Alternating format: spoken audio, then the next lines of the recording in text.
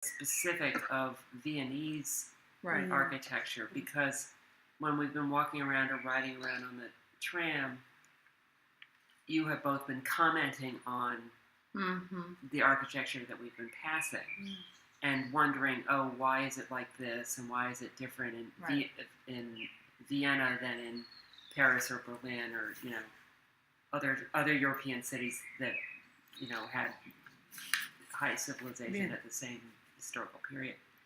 And I don't know that museum answered that question.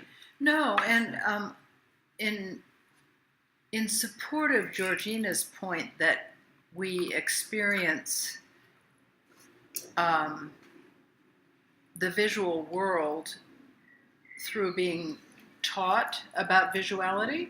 Yeah. I had gone to an amazingly wonderful and capacious exhibition on Art Nouveau at the National Gallery in Washington, D.C., and it was organized around cities. And Vienna was one of the centers in this exhibit of Art Nouveau.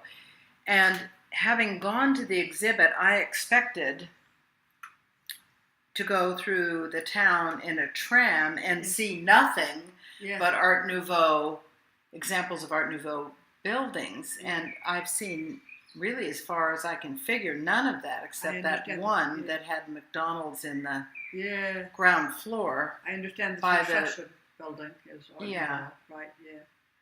Well, maybe that's also like a selection principle again too. There's so much Baroque here, and there's so much, especially in that central part of the city, retention. Right. Because as you mentioned, they didn't get bombed out. Yeah.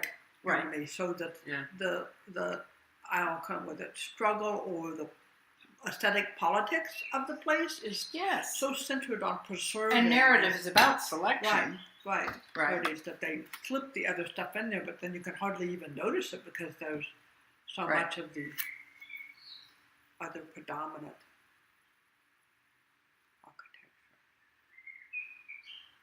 architecture. A way in which the anomaly doesn't quite get noticed. So I think we have talked about one of the triangles that we have is affect, access, and aesthetics. I feel like we have done a good bit of affect with these places. Let's think if there's more.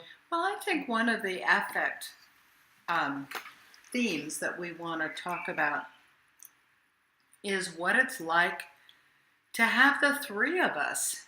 Because each of us, I think, in our families and in our avocation are very often the only ones.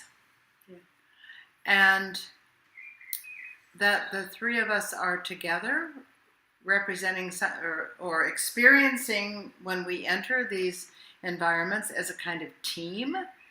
I'm very aware of how we work together as a team. I mean, Georgina and I talked about that on the airplane when the flight attendant thanked me for helping my friend, and I said, well, right, and she helped me. And that I was able to say that as a disabled colleague, I think had a different kind of meaning. If I had been an entirely legible normate and said something like, well, she helped me, I think it would have been read quite differently. A kind of... It would have been a sort of Pollyannish, oh, well, she's so special. That even me who could do anything is helped by this blind girl. Which is a patronizing thing.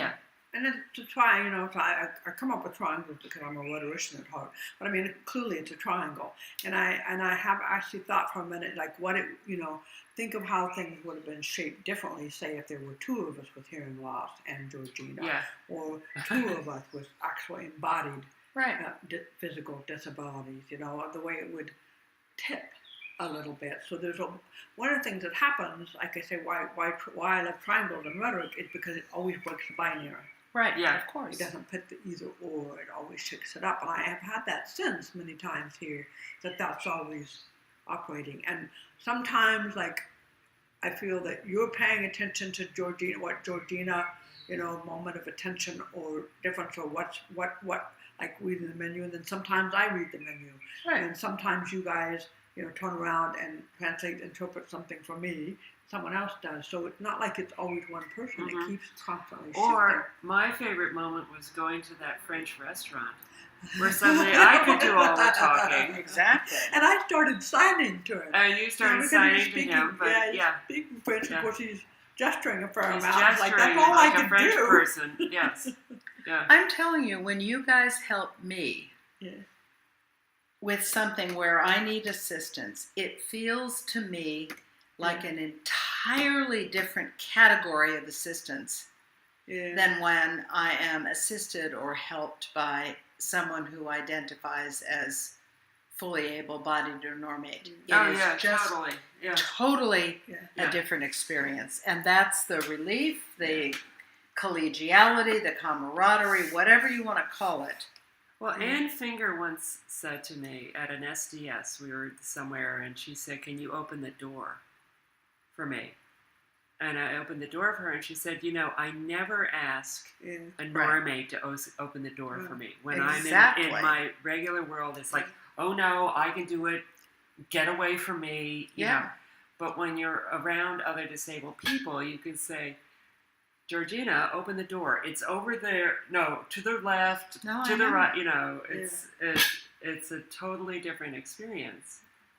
And so, to ask you guys to read the menu to me, I can choose Right. whether, I just want a ham sandwich. Do they have that? Yeah.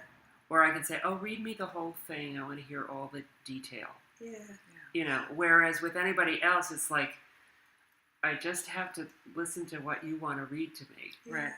So. Oh, well, and endure your anxiety about it. Yes. Yeah. Yeah. Which I know is always why, like, one of my long-standing comfort levels, what you mentioned before, is about endurance, because I pass so much as being, like, in there and sticking to it, and I do get tired really easily, especially, like, I love people, I love you all, but it's very overwhelming. Right. Yeah, to just constantly be in conversation. That's probably why I wasn't intending, but why today I just kind of faded off into Nirvana. Right. And didn't even, I wasn't meant to be deliberate and obvious. I was just like in my little quiet zen moment. Well, of course. Yeah. The funny thing about that is that when you text, yeah, I know. you send 10 texts. I know. And so you It's like a wave. create a dependency, so that if I send a text, then I'm expecting at least I'm going to get 5 back. So when you don't text back, we thought you were dead. We thought you were dead. Yeah. We thought that was the only explanation. The only explanation. They must have got her. Yes, Between that, and we imagine, like, from the tram station to the hotel, it was sort of dark in that one section. Right. We thought, oh my God. So I mean, we had the whole Victorian novel going. anyway, so that's. Yeah, well, that's what I saw, like my phone come on, and that there was actually even a voicemail from Runway. That was when I went, oh. I thought something was, I just saw that there was a voicemail, and I thought something had happened here. To us, right. You thought I was dead. Definitely perked my ears up, so to speak. But yeah, you're exactly right, so, yeah.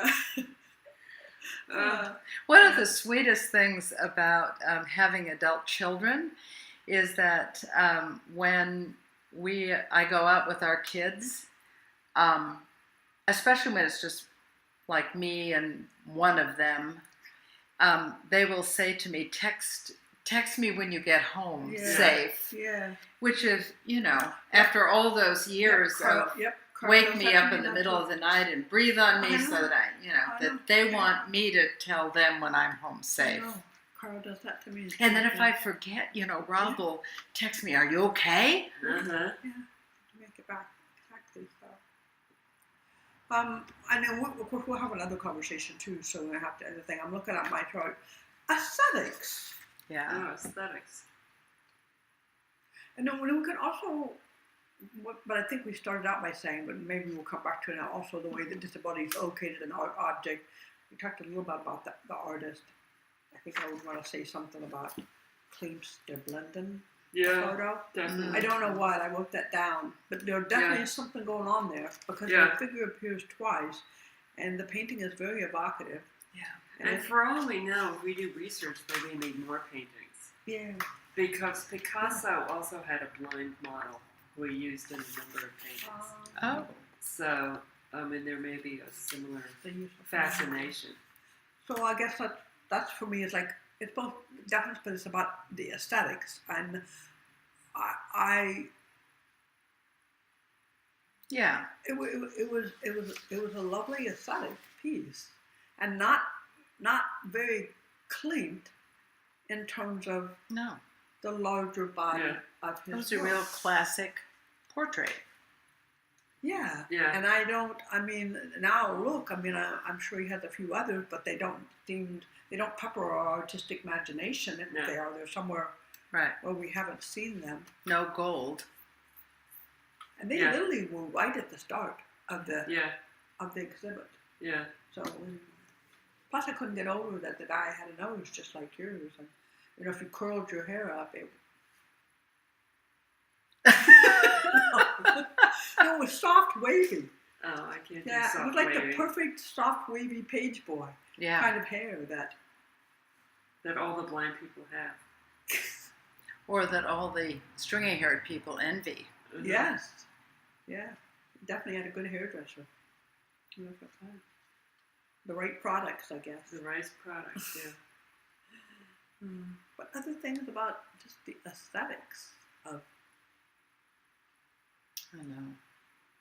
Oh, the mirror, Anna's mirror. Us taking the picture of the picture. Oh, Anna Freud's mirror. Right, which of course we borrowed from someone else, but I like that. But for me, that just seemed a very aesthetic. But it was not her mirror. She simply donated it. Yeah. It was his because it hung in his study. There. It was in that location. In that location. And the narrative was that he must have looked at himself in that with all of the scars and of his markings of his cancer. Yeah. I think that was probably a kind of elaboration. Yeah. That for me was another moment. It was like those moments I described in the music museum, because it was an intensely interactive moment with the other people. Yeah. So there was that group of French people, and it started, I was sitting there and I was listening to the audio guide. And a Frenchman asked me if I would move over because he wanted to take a picture of the mirror, and he asked me in English, and then I responded in French. And so we had a little exchange. Oh, what did he say? And then, it was just, whatever. And then there was a lot of business about how to take the photograph. Yeah. So that the camera didn't shut, and so they were doing all this stuff. And there was like a group of 4 or 5 of them. Right. And so they were doing all that, and there was a lot of laughter. And then we did it. So it was a nice moment, another nice sort of international moment in the museum where people are experiencing the space. But it was also, we were there in Freud's study. Yeah. I know. And we were all... with original copies of text on aphasia and hysteria and... And we were thinking about the image in the mirror, and this was a mirror that once held his image. Yeah. And yet it was kind of joyful because we were all sort of playfully trying to figure out how to document our presence in this space. But it didn't feel inappropriate. It didn't feel like we were being awful tourists, and it was sort of like, and that, I found it quite moving because I thought, well, we think of Freud with this sort of reverence or whatever we think of. Just gonna say. But one of the things that moved me about that museum was that he was like a human being. And he lived in this space with these children and his wife and his sister-in-law and, what goes on. And, just as an incredibly productive human scholar, right, human being.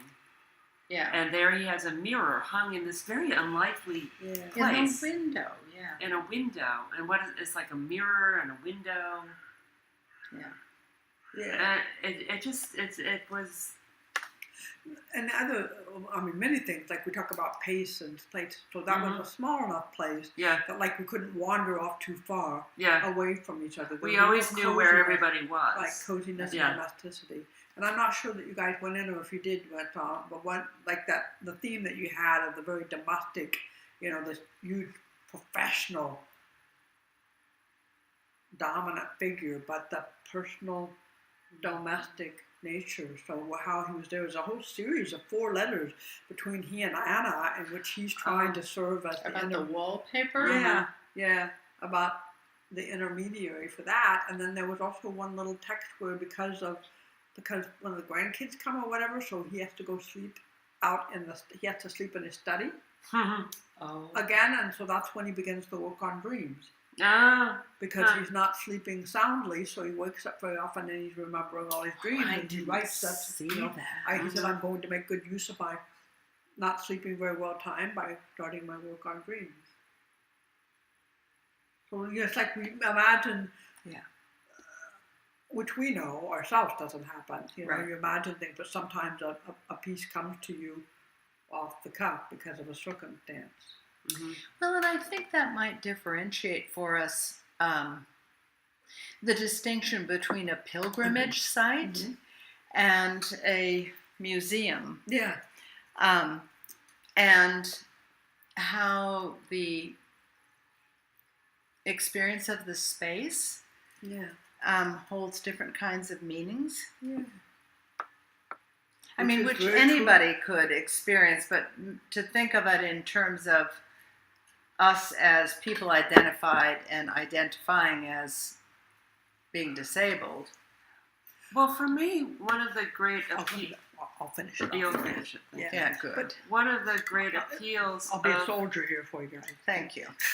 One of the great appeals of a house museum, or as you're saying, a pilgrimage site, is for me.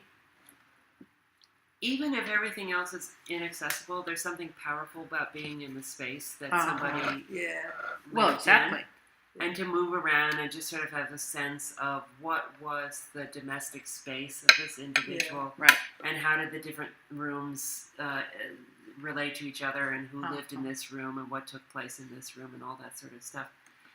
But for me, that speaks to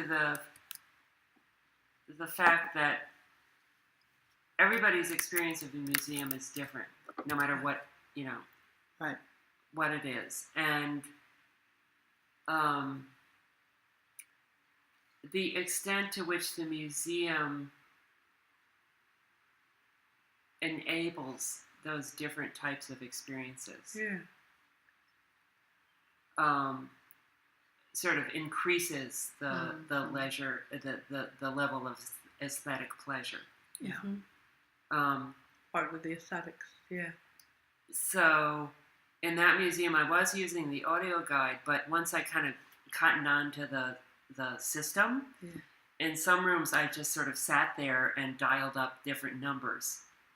Right. But I knew where the different things were, and so I was just sort of gaining the information, but I was still in the space. Right. And so I was thinking, okay, so now I'm in the consulting room. And I'm going to learn information about the other stuff that's in this room. And now I'm in the study, and I'm kind of absorbing that, whatever, and dialing up the information. And then periodically, Brenda would come over to me with the book and say, look at this. Look at this.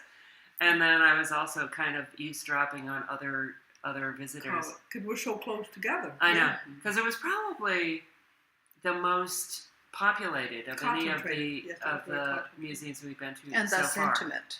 Yeah, but everybody was having a kind of experience there. Yeah. You know? And I'm sure most people there had some kind of a relationship with Freud as a discourse, right? Yeah. Because, Yeah. I mean, what Because that that's allowed where us else to would you do go? was to experience Freud as the distinctive embodied person.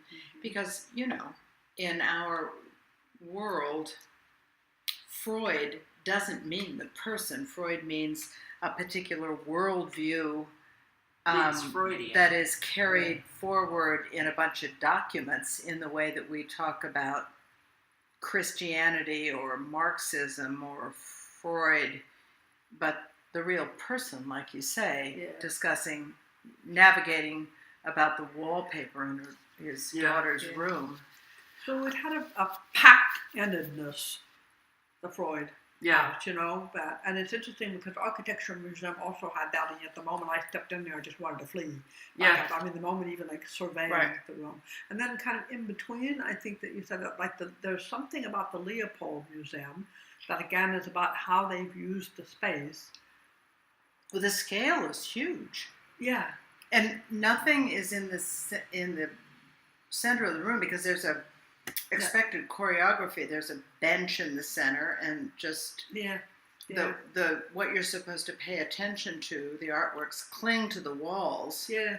And there's an order that you expect to be able to feeling, observe. At least for me, like overwhelmed by too much and not that. And then anybody remember? I took pictures of him, but the room with the artist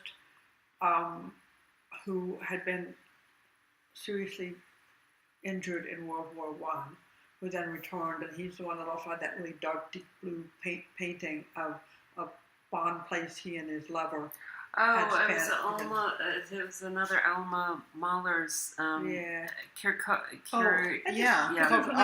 Kokoschka. Right. Because there's another face of disability that was there, but and wasn't then articulated. he had been shot. Yeah, exactly. Right. In his lung and his face. Yeah. But we were convinced, looking at his self-representations, that he had twisted his own limbs in representation, which apparently did not have to do with the with what his actual wounding was. Yeah, but the face also had a difference to it, but not astonishing me that there was a kind of oddness. I mean, I didn't know that because I didn't have access to the audio. But looking at his self-portrait, I said, and that was before I even read the World War II. I just looked at the portrait and said, "There's something going on there." Yeah. So there was another location. Well, the way World War I, the Great War, as they call it here, haunts European culture is so different from anything we have in the U.S. I mean, that's not true. In the U.S., it's the Civil War that haunts us. Yeah. And I was struck by that portrait, that picture, I don't remember his name, of the official war painter who had painted those dead bodies lying there, the corpses, which to me read exactly like those photographs that Matthew Brady took. Because Matthew Brady was there wasn't an official war. I didn't know there was a war painter for the Civil War. I didn't think there was, but he was the war photographer. And of course, photography was brand new. Yeah. And he went out to those battlefields and took picture after picture after picture of the fallen. And you're exactly right alongside that, he was a portrait photographer because as soon as portrait photography was invented, people had portraits made of themselves. You're exactly right. And it was even in the way that that painting, particularly the ones with the bodies, was what's the term? It was that brownish white, brownish cream, sepia. There you go. Yeah. Right. Yeah. Right. Right. what else? Is that good enough for now? Are we Until still we meet again? recording? Yeah.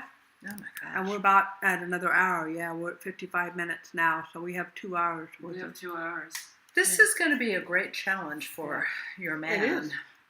Let me turn it off now. Yeah. Yeah.